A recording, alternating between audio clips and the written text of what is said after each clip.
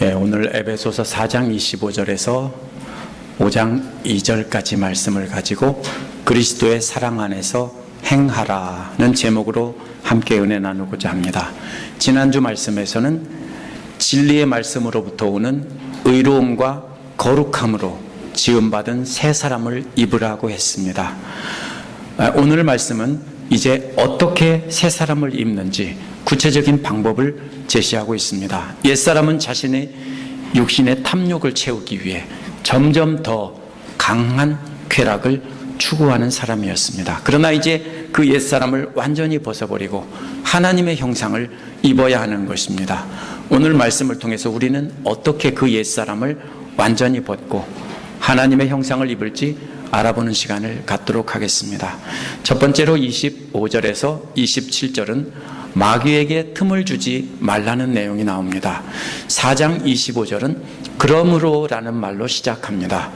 하나님의 형상인 의와 거룩함을 입어야 함으로 라는 뜻입니다. 25절은 하나님의 형상을 입어야 하기 때문에 거짓을 버리고 참된 말을 하라는 것입니다. 버린다는 말은 25절에서 나온 벗는다는 말과 똑같은 말입니다. 그래서 22절에서는 옛사람을 벗으라고 했는데 여기서는 거짓을 벗어버리라는 뜻입니다. 결국 벗어버려야 될 옛사람의 모습 중 하나가 거짓인 셈입니다. 이 거짓이 무슨 뜻일까요? 바로 뒤에 나오는 각각 자기 이웃과 더불어 참된 말을 하라는 말을 보면 알 수 있습니다. 뒤에가 참된 말이니까 앞에도 역시 거짓 말입니다. 말이 생략된 것뿐입니다. 그렇다면 버려야 될 것도 역시 말입니다. 거짓말을 버리고 참된 말을 하라는 겁니다. 거짓말을 버리고 진실된 말을 함께 해야 될 사람들은 바로 이웃들입니다. 그러면 이웃이 누굴까요? 유대인들은 같은 신앙 공동체 안에 있는 사람들을 이웃이라고 했습니다. 누가복음 10장 25절에서 37절에 나오는 선한 사마리아 사람의 비유를 보면 하나님 말씀에 순종해서 자비를 베푸는 사람이 이웃이라고 예수님께서 가르쳐 주셨습니다. 따라서 이웃이란 하나님 말씀에 순종하는 신앙 공동체가 바로 이웃입니다. 함께 신앙생활하는 이웃들에게 거짓말을 하지 말고 참된 말을 하라는 겁니다. 거짓말을 버리고 참된 말을 하라는 말은 바울이 지어낸 말이 아니고 스가랴 8장 16절에서 온 말입니다. 스가랴 8장 16절을 보면 이게 어떤 뜻으로 한 말인지 알 수 있습니다. 이 말은 성문에서 열리는 법정에서 거짓 맹세를 하지 말고 진실된 맹세를 하라는 뜻으로 쓰였습니다. 거짓 맹세하는 것은 하나님이 미워하는 것이라 했습니다. 그렇다면 에베소서에도 역시 거짓말은 이웃을 해치기 위해서 거짓 맹세를 하는 것이고 참된 말은 진실된 증언을 해서 이웃을 세워주는 것입니다. 그러므로 거짓말, 남을 해치는 거짓 맹세를 버리고 참된 증언을 한다면 하나님의 사랑받는 자녀가 될 것이다, 이런 말입니다. 그러면 왜 거짓 증언을 해서 이웃을 해칠까요? 이는 원한이 차곡차곡 쌓여 있기 때문입니다. 평소에 원한이 있는데 자신이 증언할 기회가 있으면 어떻게 할까요? 평소에 원한이 있으면 이 원한을 어떻게 갚지? 저도 어릴 적에 봅니까? 화가 나면 집에서 참았다가 이불을 막 주먹으로 치면서 이 원한을 어떻게 갚을까? 이렇게 한 적이 있습니다. 그렇게 됐죠.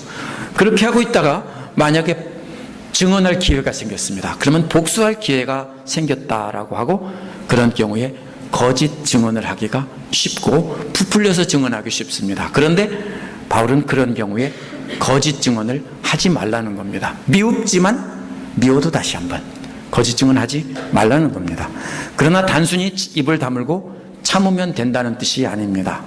비록 자신이 큰 손해를 보더라도 진실된 증언을 해서 원한이 있는 이웃의 누명을 벗겨줘야 한다는 겁니다. 이게 참 딜레마입니다. 이런 경우에 만약 내가 진실된 증언을 하면 내가 손해를 보는 경우입니다. 내가 손해를 보더라도 내가 미워하는 사람을 위해서 진실된 증언을 해줘야 된다는 얘기입니다. 쉬운 말로 하면 예수님께서 가르치신 원수를 미워하지 말고 원수를 사랑하라는 뜻입니다. 어떻게 그렇게 할 수 있습니까? 그래서 그 다음에 나온 말이 먼저 분노를 다스려야 한다는 것입니다. 26절에서 화를 내더라도 죄 짓는 데까지 이르지 않도록 하라고 했습니다. 원어를 직역하면 이런 말입니다. 화를 내라. 그리고 그러나가 아니고 그리고 죄를 짓지 마라 입니다. 화를 내는데 죄를 짓는 데까지 가지는 말라는 것입니다. 원어를 직역하면 바로 그런 말입니다. 분노라는 말은 무슨 뜻이냐면요, 화가 어느 정도 분노가 진행이 돼서 분노의 감정이 항상 사라지지 않고 지속되는 걸 말합니다. 웬만큼 분노하면 다른 일이 생기면 금방 잊어버리기 마련입니다. 근데 그 분노가 많이 쌓여서 꽉 차게 되면 어떻게 됩니까? 안 잊어버려져요. 자다가도 생각나고 계속 생각납니다. 그게 바로 여기서 말하는 이 분노라는 말입니다. 그거 어쩔 수 없어요. 왜요? 자꾸 쌓이는 걸 어떻게 해요?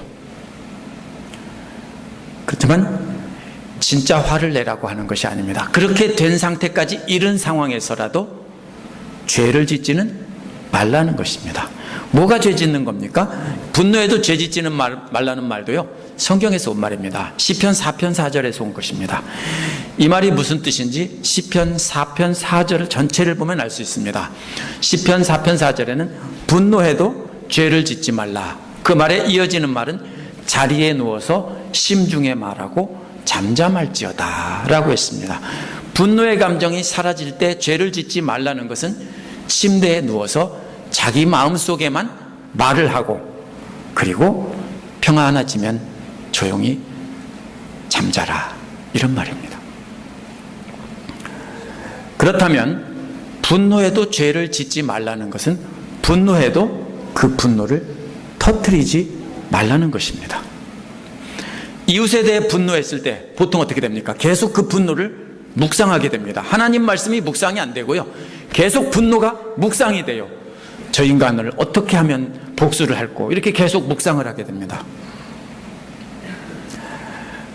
그런데 어떻게 하면 갚을까 방법을 찾게 되고, 골탕 먹일 방법을 찾게 되고, 거짓말로 다른 사람들에게 말을 퍼뜨리고 확대해서 퍼뜨리고 이렇게 됩니다.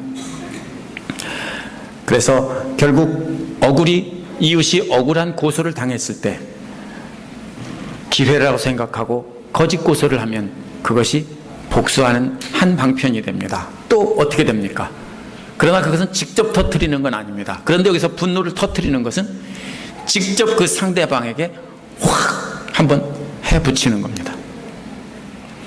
분노 때문에 바로 이 거짓 증언하고 분노 때문에 그 분노를 터뜨리고 이걸 하지 말라는 겁니다.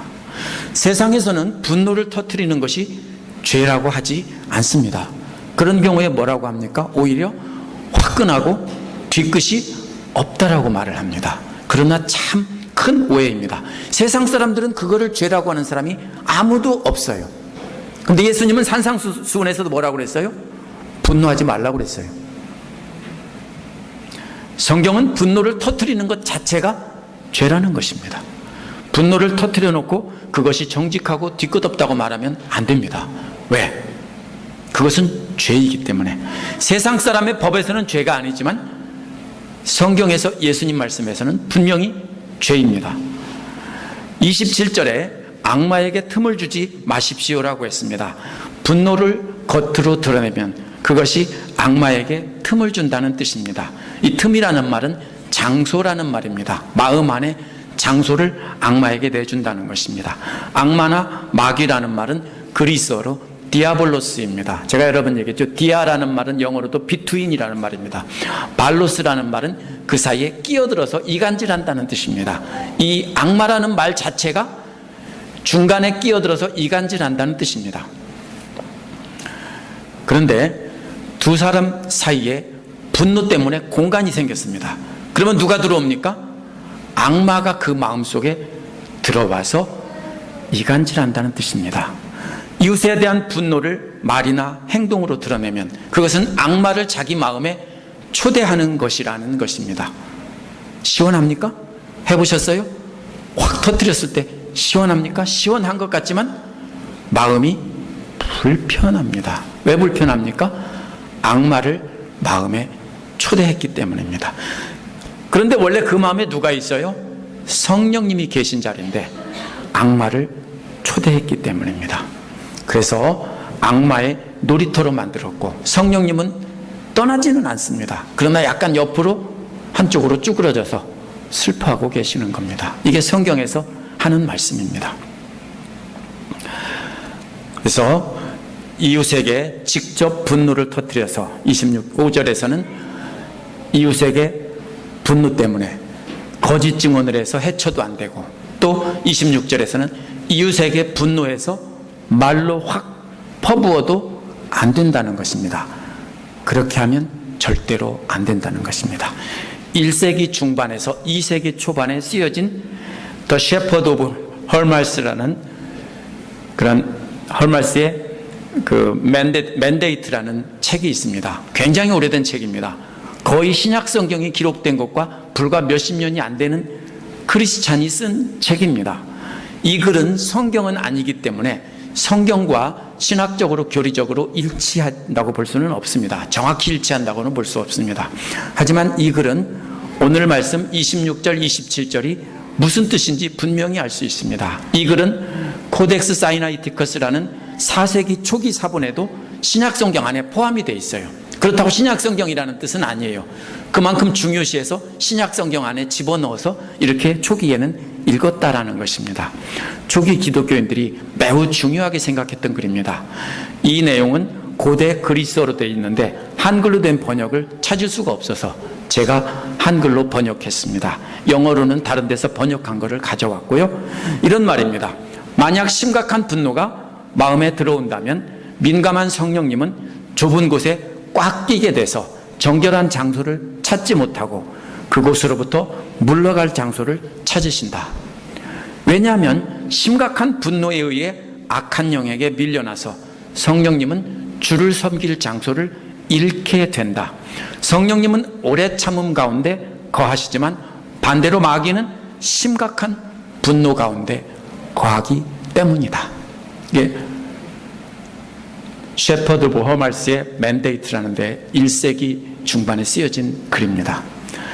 이 글을 보면 성령님은 분노를 밖으로 드러내지 않고 오래 참는 마음에 거하신다고 했습니다. 그러나 마귀는 심각한 분노를 확 터뜨리는 그 마음에 거한다는 것입니다.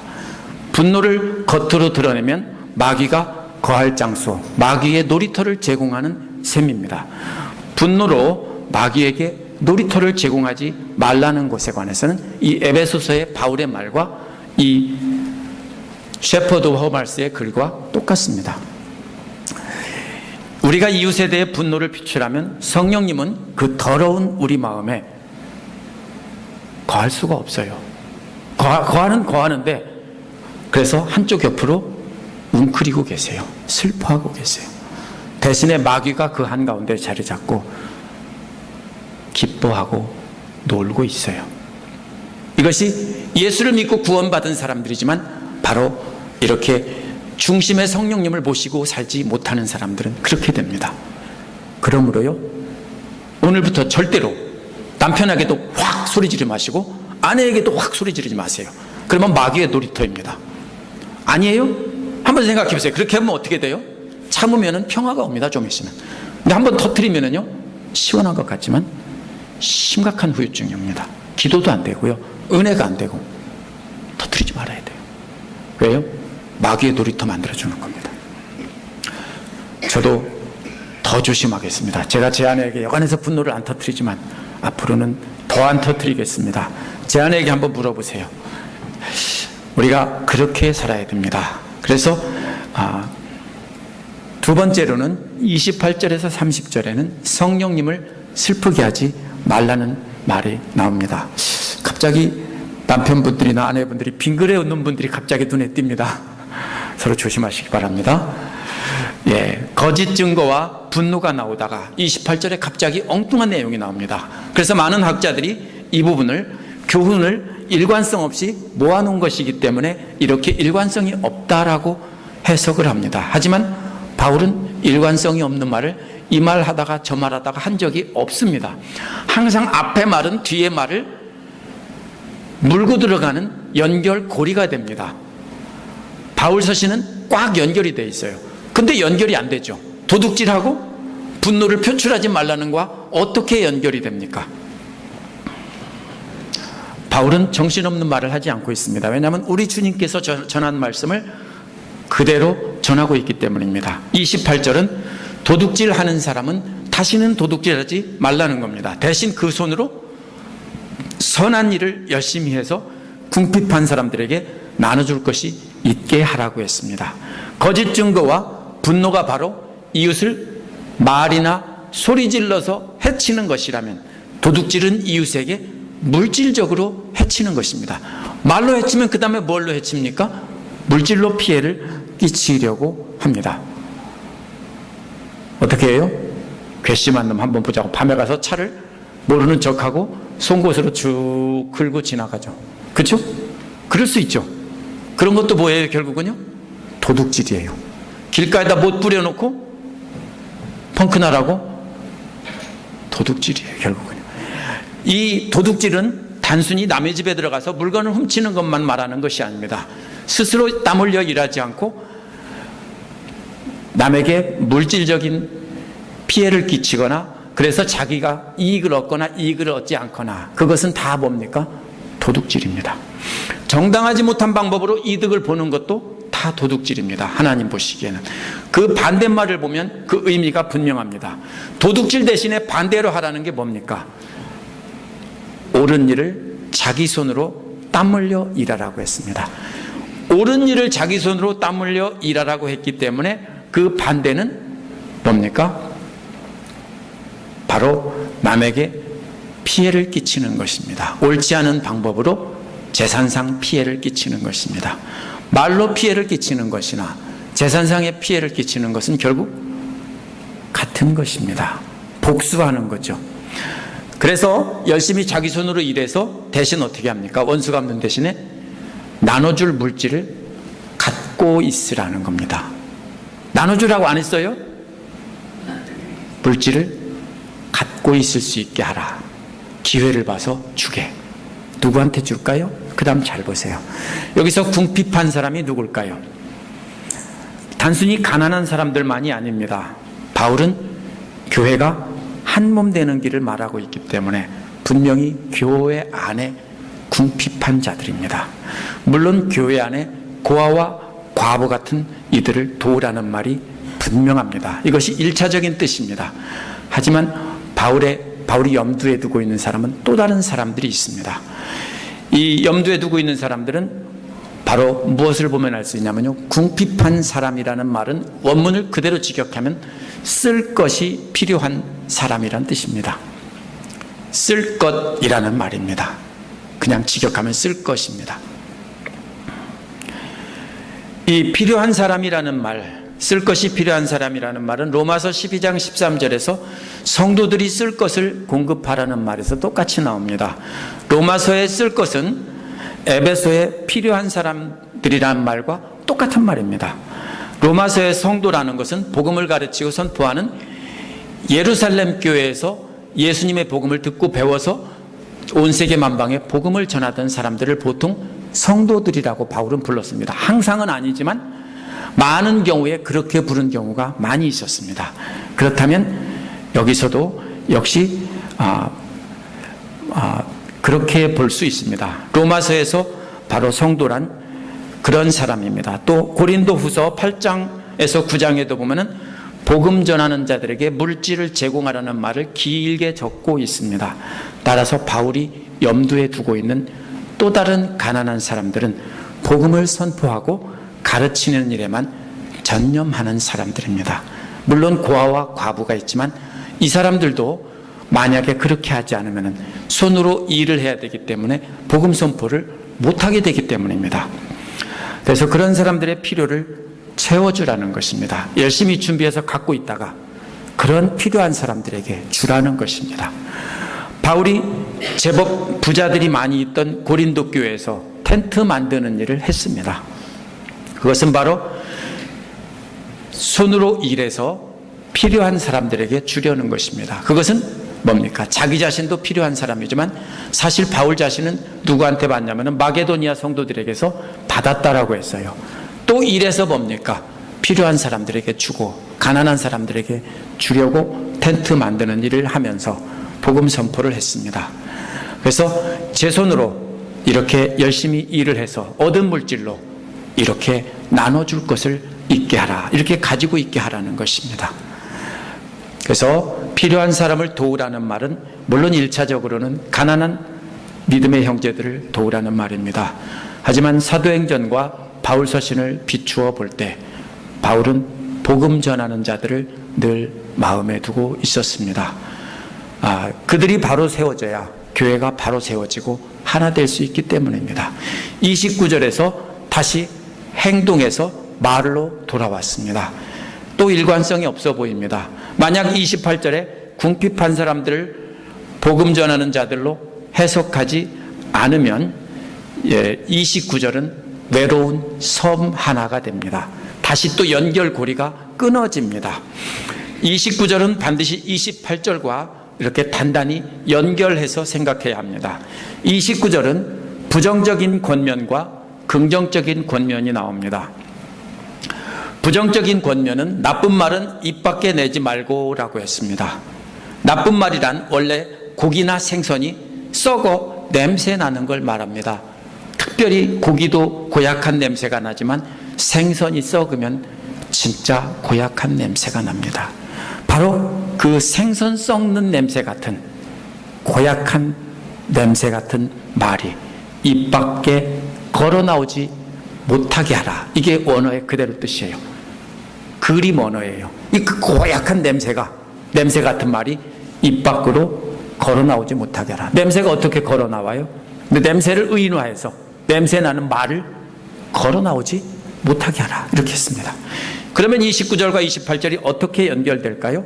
앞에서 가난한 성도들과 복음을 선포하고 가르치는 일에 전념하기 때문에 물질이 필요한 사람들에게 열심히 일해서 도우라고 했습니다. 그런데 이렇게 물질을 가지고 돕다 보면은 그 다음에는 자연스럽게 뭐가 됩니까? 주는 사람은 주인이 되게 돼 있어요. 내가 줬는데 하죠. 그리고 뭐가 됩니까? 높은 자리에 서게 되고 교만한 마음이 들게 돼 있어요. 자동이에요, 자동. 그렇죠? 그래서 뭘 하기 시작합니까? 주어놓고 한마디씩 하기 시작합니다. 자녀들한테도 그렇죠. 왜 잔소리합니까? 돈 줬으니까 잔소리하는 거예요. 너 내가 키워주고 너 학비도 주고 다 줬는데 내가 말하는 거 안 들어? 이렇게 하죠. 돈을 주면 그 다음에는 뭡니까? 잔소리할 권리가 있다고 생각하고 자꾸 잔소리를 하게 됩니다. 충고를 한답시고 말을 하기 시작하는데 그 말들이 대부분 어떤 말이라고요? 생선 썩는 냄새 나는 것 같은 고약한 나쁜 말들이라고요. 그래서 듣는 사람들에게 상처를 준다고요. 그러면 그 도움을 받은 사람은 에이 더러워서 내가 다시는 도움 받나 봐라 이런 마음이 들겠죠. 안 드세요? 들게 돼 있어요. 그래서 그거 하지 말라는 거예요. 듣는 사람들에게 큰 상처를 주기 때문에. 그래서 교회가 하나 되지 못하게 하고 무너뜨립니다. 기껏 자기 돈으로 어려운 사람, 또 목회자들에게 필요한 목회자들에게 주고 이렇게 좋은 일 해놓고서는 그 다음에 뭡니까? 한마디씩 주인 노릇해서 뭐가 됩니까? 교회를 무너뜨립니다. 그 말을 하고 있는 거예요. 그래서 그런 나쁜 말들은 절대로 걸어 나오지도 못하게 하라. 근데 대부분의 말들은 충고라고 합시고 하는 말은 다 뭡니까? 있는 사람들이 주어놓고 충고라는 말은 교회나 세상이나 다 어떤 말이냐면요, 생선 썩는 냄새 나는 아주 고약한 말들입니다. 이어서 긍정적인 권면이 나옵니다. 덕을 세우는데 필요한 말이 있으면 적절한 때에 듣는 사람에게 은혜가 되게 하라라고 했습니다. 덕을 세우는데 필요한 말이라는 말을 직역하면 필요를 세우기 위한 좋은 말입니다. 이게 직역이에요. 필요를 세우기 위한 좋은 말이 뭐냐? 성경 해석자들이 아무리 생각해도 이해가 안 됩니다. 말이 안 돼요. 필요를 세우기 위한 좋은 말. 그래서 코덱스 클레어몬타누스라는 5세기 성경 사본에는 이 말을 피스토스라고, 믿는 자라고 바꿔놨어요. 왜냐하면 누군가가 이것은 실수로 성경을 잘못 베낀 거다. 그래서 믿는 자들을 세우기 위한 좋은 말을 하라, 이렇게 말되죠. 그렇게 바꿔놨고 후대 성경사본도 그렇게 바꿔진 사본들이 있어요. 그런데 오늘날 증명이 된 것은 수천 개의 사본 중에 대다수의 사본들은 다 뭐라고 되어 있습니까? 필요를 세우는데 좋은 말을 하라, 이렇게 되어 있습니다. 새번역과 개역도 이해가 안 되니까 대충 뭉개서 번역해 놨습니다. 그러면 필요한 자라는 말을 28절에 궁핍한 사람이란 말과 똑같은 말이에요. 필요라는 말이. 28절에 궁핍한 사람들은 복음을 전하는 자로 해석하고 또 가난한 자로 해석하면서 복음 전하는 자로 해석하면 29절과 연결이 됩니다. 가난한 자들이라고 해도 역시 가난한 자들을 세워준다는 말도 이해는 돼요. 그죠? 가난한 자들을 세워준다. 세워준다는 말은 건축한다는 말이에요. 하지만 이 말은 필요가 아니라 필요한 사람입니다. 필요한 사람을 세워주는 것입니다. 복음을 선포하고 가르치는 자들을 세워준다고 해석할 때 앞뒤 문맥에 맞습니다. 그런데 이 말이 제가 하기가 위험한 것 같은 것이, 이거를 어떤 목사님과 제가 잠깐 나눴는데, 그렇게 하면은 나한테 잘하라는 것이 돼서 그걸 어떻게 설교하냐 하는데, 저는 아무리 생각해도 그것이 옳다라고 생각되기 때문에 그대로 전합니다. 물론 저한테 뭐 잘하라고 제가 일부러 지어낸 말은 아닙니다. 그러면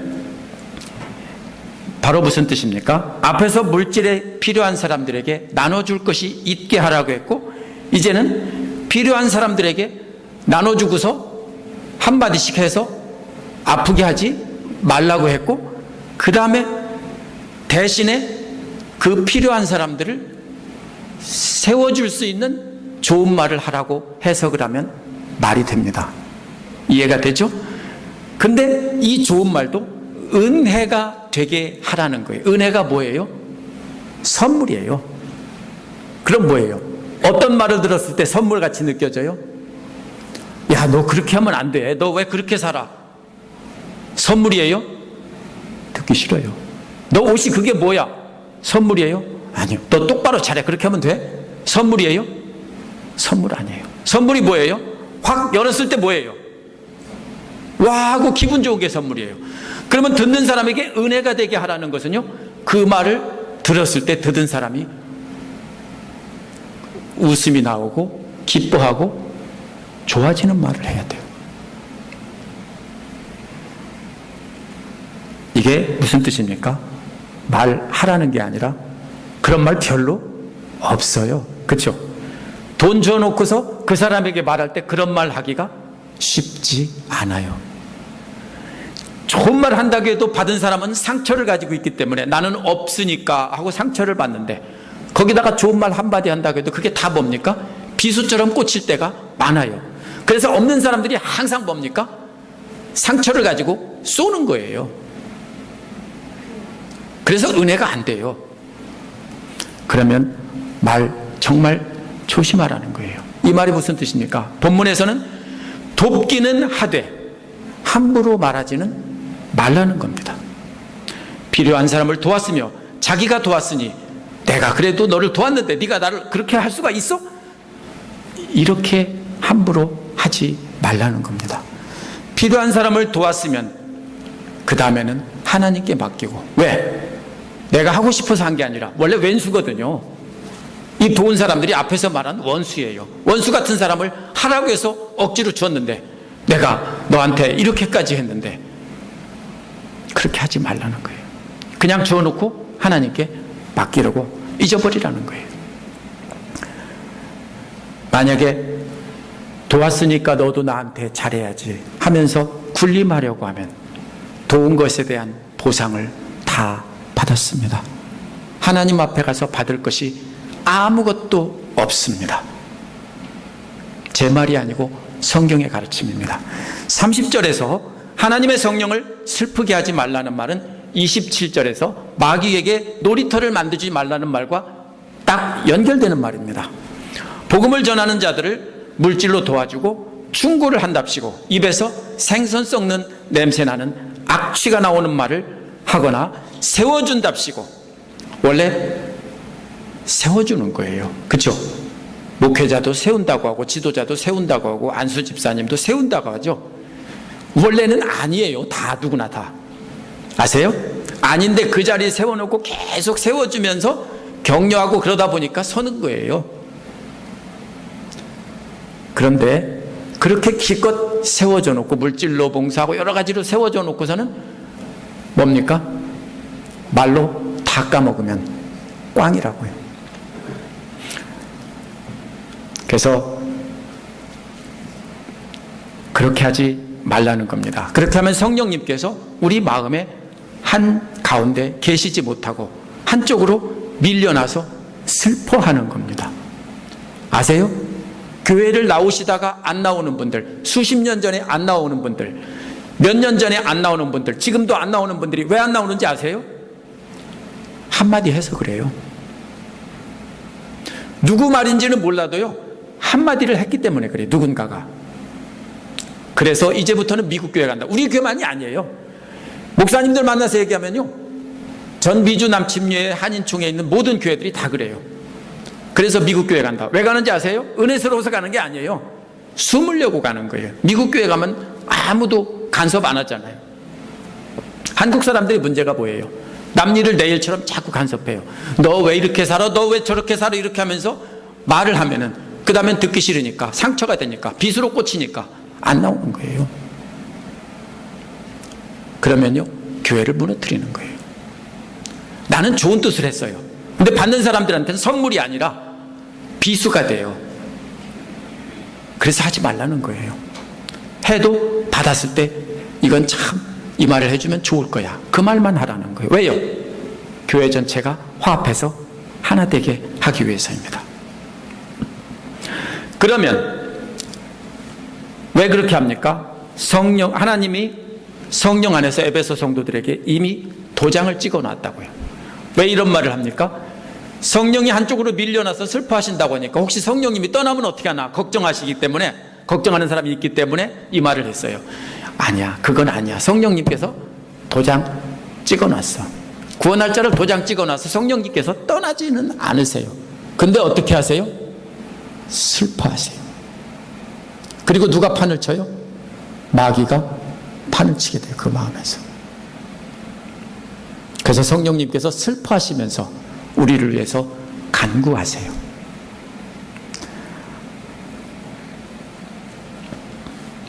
하지만 냄새나는 말을 하거나 아주 싱싱한 좋은 말이라고 했는데도 상대에게는 가시가 되고 상처가 되는 그런 말입니다. 그런 말을 한다면 마귀는 그 마음 중심에서 판을 치지만 한쪽으로 밀려난 성령님은 슬퍼하신다는 겁니다. 세 번째로 31절에서 32절은 모든 악을 버리고 새 사람을 입으라는 내용이 나옵니다. 그러면 어떻게 성령님을 슬프게 하지 않을 수 있습니까? 그 방법을 말한 것이 31절에서 32절입니다. 여기서도 하지 말아야 할 내용이 먼저 나오고 그 다음에 해야 될 내용이 나옵니다. 하지 말아야 할 내용은 단계적으로 강도가 높아집니다. 이 바울은 굉장히 논리적인 사람이기 때문에 앞단어와 뒷단어 사이에 정교한 논리로 되어 있습니다. 그 논리의 진행 단계를 이해하지 못하면 안 됩니다. 먼저 모든이라는 말이 나옵니다. 이 다음에 나오는 5가지 말들을 다 꾸미는 말입니다. 모든, 여기서는 한 번 나왔지만 모든 악동과 모든 걱정과 모든 분노와 모든 소란과 모든 욕설, 이렇게 5가지가 다 모든입니다. 하나가 있지만 전체 다입니다. 이 5단계는 분노가 폭발하는 단계이기 때문에 저는 고민하다가 무엇에 비유할고 하다가 저도 그림을 하나 만들어야 되니까 화산 폭발이라고 제가 그림을 생각했습니다. 그렇게 하면 이 말이 딱 맞아 떨어집니다. 첫 번째, 악독이라는 말은 원래 독초나 아니면 독이 든 열매 같은 걸 말해요. 그것이 차곡차곡 쌓이는 것이 바로 악독이라는 말이에요. 과거의 일에 대한 분노가 마음에 쌓여 있어요. 그것이 마음에 쌓여 있을 때 처음에는 표시가 안 나요.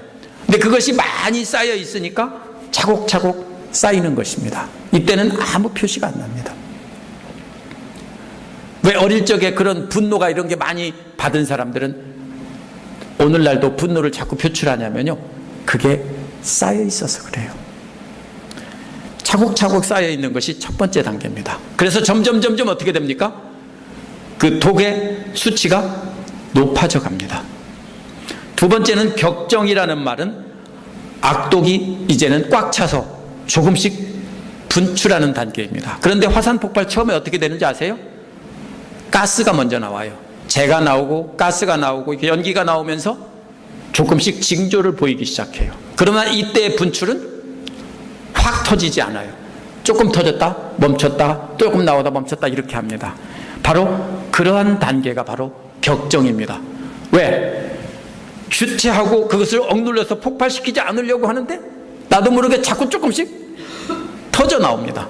그리고 다시 누르고 터져 나오고, 이때는 아직 컨트롤을 할 수 있는 상태입니다. 근데 세 번째 분노라는 말은 이제는 뚜껑 열린 겁니다. 확 계속 퍼져 나오는데 이것은 멈추지 않고 계속 나오는 단계입니다. 분노가 계속, 화산이 뭡니까? 폭발하면은 용암이 흘러나와서 막 사방에 퍼지고 연기가 나오고 가스가 나오고 불꽃이 나오고 재가 천지사방에 날립니다. 이런 그림이 바로 세 번째 분노라는 단계입니다. 이 분노의 단계에 이르면은 가까운 사람은 바로 다 뜨거운 용암에 녹아버리고 그들의 분노의 말에 다 녹아버리고 죽게 되고, 멀리 있는 사람까지 그 재가 퍼져가지고 피해를 입게 됩니다. 그래서 교회는 어떻게 됩니까? 완전히 화산 폭발한 폼페이 같이 되는 것입니다. 네 번째는 소란입니다. 소란은 분노가 처음에는 화산이 폭발하면요, 멀리서 보면요 소리는 안 들려요. 폭발하는 게 먼저 보여요. 그렇죠? 번개도 먼저 빛이 먼저 보이고 그 다음에 소리가 들리죠. 근데 여기서는 그것처럼 화산이 나중에 폭발하는 게 좀 진행되면 굉음이 들리기 시작합니다. 이게 뭡니까? 소란이라는 말은 분노가 폭발이 지속되다 보니까 참지 못해서 으아 하고 소리치는 겁니다. 고함치며 악을 쓰는 겁니다. 이게 바로 소란이라는 말입니다. 가정에서도 그러죠.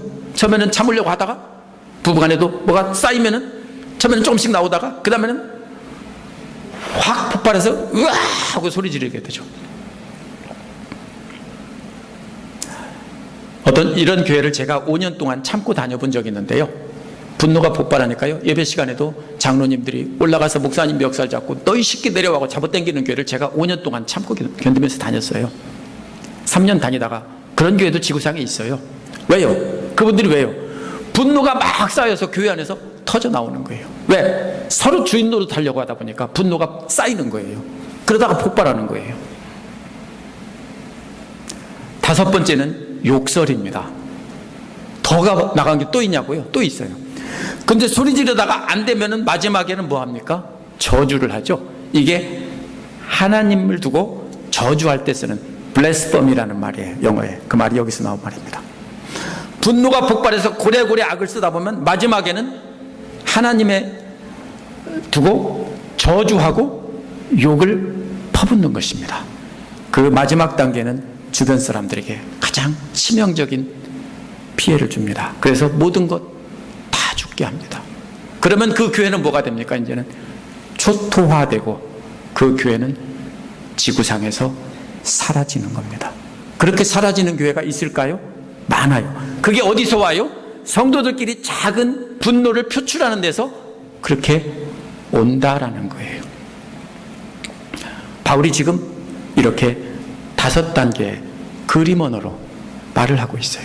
바울이 화산을 염두에 두고 말한 건 아니에요. 근데 그 분노를 그렇게 표현했기 때문에 제가 화산에 비유를 했습니다. 이 모든 것을 다 어떻게 하라고요? 내어 버리라고요. 이렇게 마음속에 담고 있는 모든 악이나 드러나는 악을 다 내버린 후에 해야 될 일이 32절에 나옵니다. 32절은 앞에서 나온 것과 완전히 반전을 뜻하는 말로 연결됩니다. 이제는 분노 대신 해야 할 일이 3단계로 나옵니다. 앞에서는 모든이라고 했었는데 이번에는 서로라는 말이 다 붙어 있습니다. 한쪽만 그렇게 하면 지칩니다. 그러니까 서로 그렇게 하면 즐거운 마음으로 할 수 있습니다. 나만 손해보면 손해보는 것 같잖아요. 부부간에도 나만 참으면 손해보는 것 같잖아요. 근데 내가 참아주니까 남편도 참아주면 어떻게 돼요? 위로가 되죠. 그럼 힘이 나서 다음에 또 참게 되죠. 근데 혼자만 계속 참다 보면요, 참다 나중에 어떻게 합니까? 또 터뜨리게 돼요. 그래서 뭐 하라고요? 서로 버리라고요.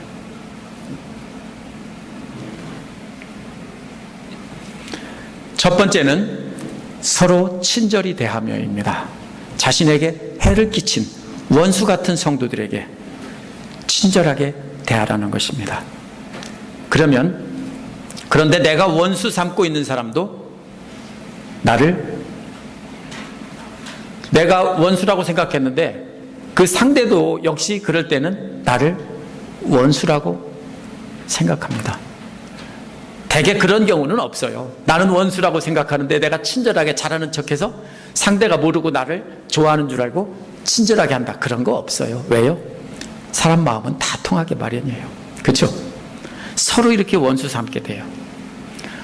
그래서 친절도 서로 친절해야 되는 겁니다.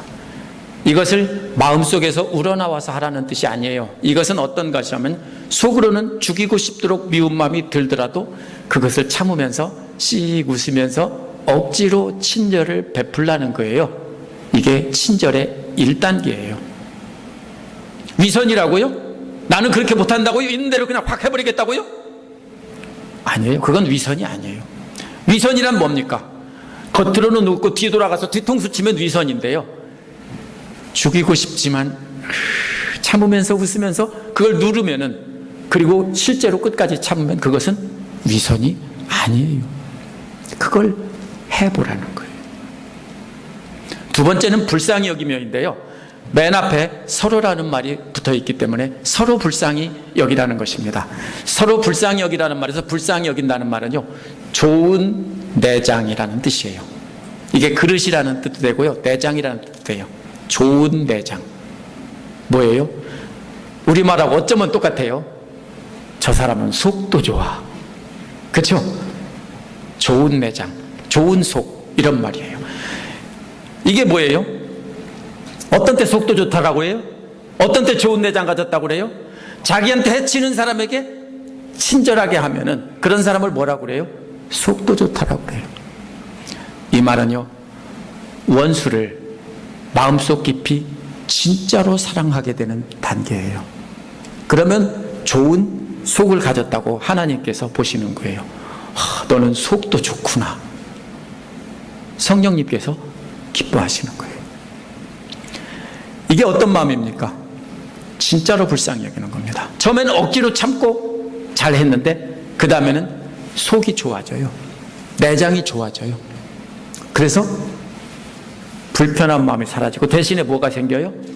불쌍한 마음이 생겨요. 참고 기도하면 그렇게 돼요. 경험해 보셨어요? 저는 여러 번 경험해 봤어요. 그렇게 미워하던 사람도 참고 기도하니까 나중에는 미운 마음은 사라지고 불쌍히 여기는 마음만 남아요. 뭐 같아요? 마치 자녀를 향한 부모의 마음과 같아요. 첫 번째는 억지로 했다면 그 다음에는 진짜 사랑하는 마음으로 불쌍히 여기라는 거예요. 우리 힘으로는 그렇게 못해요. 그런데 우리가 억지로 참아주고 인내하면 그 안에 누가 계신다겠어요? 성령님이 계시는데 기뻐하시기 때문에 성령님의 역사로 우리에게 더 기쁜 마음을 주셔서 편안한 마음을 주시고 우리가 그것을 받아들일 수 있게 되고, 그래서 성령님의 역사로 우리가 바로 뭐예요? 원수도 진짜 불쌍히 여기고 사랑하는 마음을 갖게 된다는 거예요. 이 마음은 예수 그리스도께서 원수인 우리를 진짜로 사랑하시면서 불쌍히 여기셔서 자기 몸을 내어주신 그 마음이에요. 세 번째 단계는 서로 용서하는 것입니다. 마음으로 사랑하며 불쌍히 여겼다면 그 다음에는 용서를 해주는 것입니다. 만약 성도님들의 자녀들이 성도님들 몰래 집에 있는 모든 폐물, 은, 금, 값이 나가는 총 같은 것도 있겠고 이런 거 다 들고 가고 현금 다 들고 가고 신용카드 다 들고 가서 마구 써버리고서는 집을 나가버렸다면, 욕을 하며 나가버렸다면 뭐라고 할까요? 처음엔 분노하겠죠? 근데 근데 자식에게 분노를 터뜨릴 수 있어요? 터뜨리고 싶지만 그래도 나중에는 뭡니까?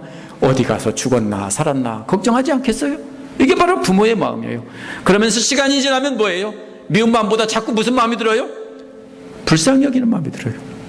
근데 나중에 알거지가 돼서 돌아와요. 그러면 자식이 아니면 어떻게 해요? 죽여요. 그죠? 그죠? 죽이고 싶은 분노 마음이 진짜로 죽여요. 근데 자식이기 때문에 어떻게 해요? 죽일 마음 없어요. 불쌍한 거예요. 그래도 자식이기에 사랑하는 마음으로, 진짜 사랑하는 마음으로 불쌍히 여기는 거예요. 그 다음에 뭡니까? 용서해달라고 하니까 다 용서해 주는 거예요. 우리도 우리에게 해를 끼친 원수 같은 형제자매들에게 그렇게 하라는 거예요.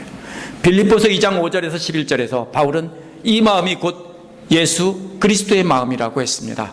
원수된 우리를 불쌍히 여기시고 사랑하셔서 자신을 십자가에 내어주시기까지 용서하신 그 마음입니다. 그리스도의 마음은 곧 하나님의 마음입니다. 그래서 32절 뒷부분에서 하나님께서 그리스도 안에서 여러분을 용서한 것처럼 이라고 말하고 있는 것입니다. 어느 누구만 그렇게 손해보라는 말이 아닙니다. 서로가 서로에게 그렇게 해야 됩니다. 그러면 참 곤란한 문제가 생깁니다. 누가 먼저 할까요? 나는 기껏 했는데 상대는 안 하면 나만 손해보잖아요. 나는 했는데 상대가 안 하니까 나도 확 터뜨린다 그래야 되나요? 아니에요. 누가요? 먼저 말씀 깨닫고 성숙해진 사람들이 참고 또 끝까지 하는 거예요. 그게 구약 성경에 나온 헤세드라는 하나님의 사랑이에요. 먼저 우리가 성숙한 사람이, 말씀을 아는 사람이, 성령을 모시고 사는 사람이 그렇게 하는 거예요. 그러면 자연히 상대도 그렇게 하게 돼서 교회가 서로 하나 될 수 있습니다. 우리가 가진 성경들은 4장 32절과 5장 1절 사이에 끊겨져 있습니다. 그런데 아주 오래된 권위 있는 두 사본에는 끊어지지 않고 그냥 한 문장처럼 연결이 되어 있습니다. 원래는 성경에는 장과 절이 없어요. 근데 어느 분이 읽기를 좋게 하려고 장을 매기고 번호를 다 매겨주셨어요. 고마운 분인데 그분이 성경을 잘못 이해하고 때로는 잘못 나누는 부분이 있어요. 성경이 원래 그렇게 잘못됐다는 게 아니라 원래는 쭉 이어져 있던 것에다가 장과 절을 나중에 어떤 사람이 써넣어서 오늘날 장절이 된 거예요. 근데 이 부분에는 원래 장절이 없어야 돼요. 합쳐져야 돼요. 그럼 뭐예요? 무슨 말입니까? 5장 1절에 그러므로라는 말로요, 앞에 말과 연결이 됩니다. 그래서 4장 32절까지 말한 것의 결론입니다. Therefore. 원문의 그 뒤에 바로 이어지는 말은 하나님을 본받으라는 거예요. 한국말에서는 맨 뒤로 갔지만 원어에서는 맨 앞에 있어요. 그러므로 하나님을 본받으라. 지금까지 말한 게 뭐 하는 거란 뜻이에요? 하나님을 본받는 거래요. 엄청난 말이죠. 이걸 어떻게 하나 해봤더니 그게 바로 뭐예요? 하나님을 본받는다 말이에요. 본받는다는 게 뭐예요? 100% 똑같다는 게 아니에요. 흉내낸다는 뜻이에요. 아이가 부모를 흉내냅니다. 그렇죠? 제가 팔자걸음을 걸으니까 제 딸도 팔자걸음 걸어요. 그렇죠? 제가 어정어정 걸어다니죠? 그럼 제 딸도 어정어정 걸어다녀요. 이게 뭐예요? 흉내를 내는 거예요. 그렇죠? 흉내를 내다 보면 나중에 어떻게 됩니까? 닮게 되는 거예요. 그러면 앞에서 말한 게 다 뭐예요? 흉내내는 사람이 되라는 거지 100% 그대로 다 완성하라는 뜻이 아니에요. 우리는 그렇게 못해요. 흉내를 내라는 거예요. 하나님을 본받으라 하면 거창한 말 같지만 하나님을 흉내내는 사람이 되라 이 말이에요. 그렇게 모든 악한 것을 다 버리고 원수까지 사랑하는 마음으로 용서하는 것이 바로 뭡니까? 하나님을 흉내내기 위해서입니다. 정말 놀라운 말입니다. 마치 부모를 닮은 자녀가 사랑받는 것처럼. 그렇죠? 나를 닮았어. 그러면 예쁘잖아요. 그렇죠? 집사님 웃는 거 보니까 아마 알렉스가 나를 닮았어 그러는 것 같아요. 네. 하나님은 우리 아버지시기 때문에 우리가 하나님을 닮으려고 흉내를 내면 그 다음에 뭐라고 생각하세요? 기뻐하시고 사랑하신다고요. 그 말이 그 말입니다. 이제 모든 것을 다 말한 바울은 2절에서 걸으라 라고 명령합니다. 말 다 했으니까 이제 걸으라, 행동으로 해라는 말입니다.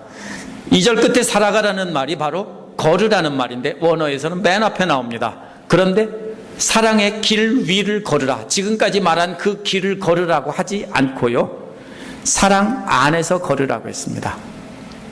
만약에 이것이 이 차원의 길 위리, 사랑이라는 길 위를 걸으라고 했다면 뭐라고 했냐면요, 에피라는 말을 썼을 거예요.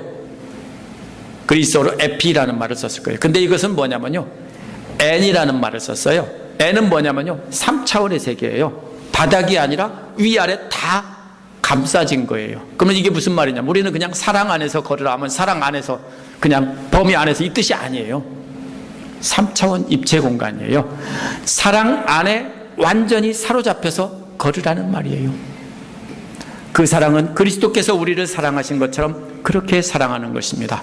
개역과 세번역 모두 너희라고 했는데 오래된 사본에는 우리라고 되어 있고, 현재 우리 성경 원문인 그리스어 성경도 우리라고 했습니다. 그래서 이것은 계속 앞에서 너희라고 하다가 여기서 우리라고 바꿨습니다. 왜 바꿨습니까? 이제는 계속 너희가 이렇게 하다가 이제는 뭐라고 합니까? 걸어갈 때는 누구도 같이 걸어가요? 인도자도 함께 걸어가니까 우리라고 한 것입니다. 그래서 예수께서 너희만 그렇게 사랑한 것이 아니라 바울을 포함해서 우리 모두를 사랑해서 몸을 내어주신 것입니다.